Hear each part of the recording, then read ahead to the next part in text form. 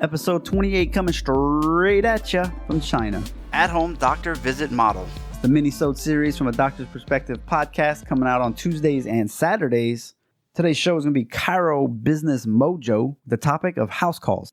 Hey, before we get going, if you go to adoctorsperspective.net/as-heard-on, you can see the half dozen other podcasts that I've been on as a guest. Sure, there's a little overlap based on some of them, but they're not really the same. Like especially the It's No Secret, the In Your Pants, and the PT. Those are definitely a different topic than just, so Justin, why are you in China?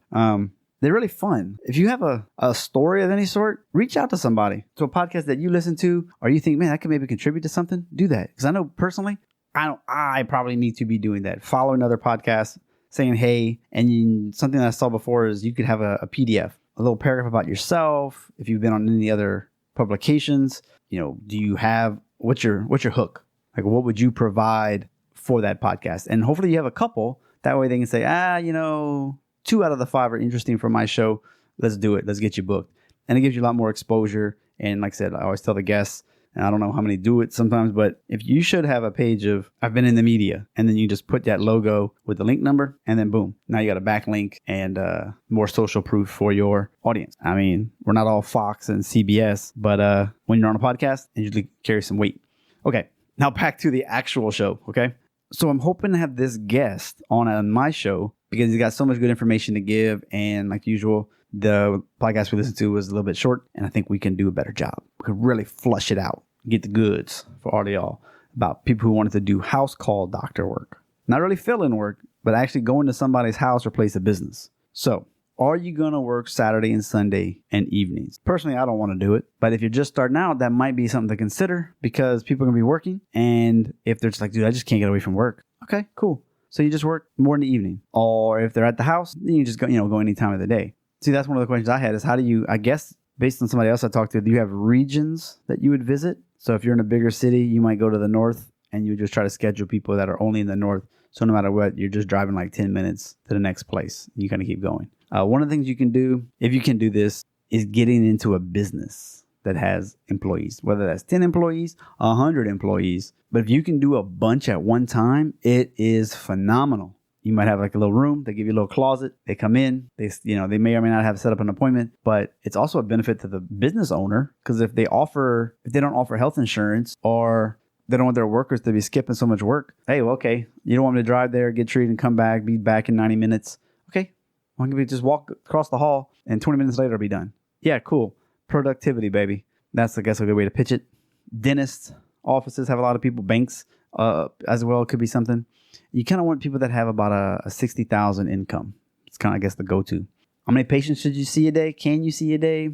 Anywhere from 6, 10, 12.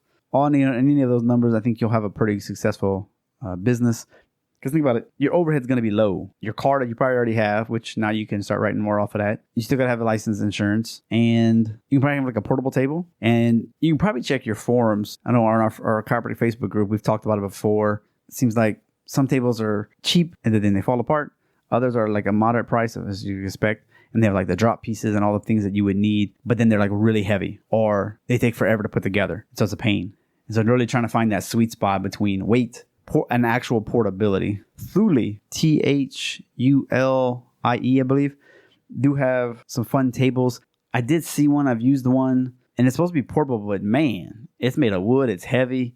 That thing would be bulky as all get out to try to like put together. It's 10 times a day. And I think they do have like a different, more portable model, like a sport model. That'd be more beneficial, but it seems to be a pretty good one. If anybody has any opinion with those, because I think they have like a flexion distraction unit that you can attach to it. It looks kind of janky, but at the same time, like if it kind of works, the rest of the table looks really good. Okay, sidetrack there. One of the questions I do have for him is RVs. Like you can get an RV or like a fifth wheel and you can actually like bring that somewhere. And then people just kind of go to that building. So if you're at a bunch of doctor's offices or businesses, they just come to your RV that's been decked out on the inside for rehab and adjustments and things. I had thought that wouldn't be a very good idea just because it's like, man, how much does that thing cost? Like $150,000? But apparently you can get a good deal on used ones. And when you break it down, if you're going to, quote, pay rent somewhere anyway, now you own it and these things can last 20 years and then you can sell it and do it again. Whereas if you're leasing space, you're never going to get that back and you're definitely going to be paying more. But that's an added expense. And I think you definitely want to have more conversations with those people that are doing that to find out if that's more feasible. But I think seems like it would be easier to go to somebody's house and just do that. But on the other hand, if you had the RV, you could still show up at these people's house and then they just come into your RV. And then you'd have this gigantic billboard for the neighborhood. And they might be like, knock, knock, knock. Hey, what are you doing? Can I be a part of that? There's different ways to make your practice more money, more new patients, better retention, or price. And so sometimes you're like, man, what would I have to do?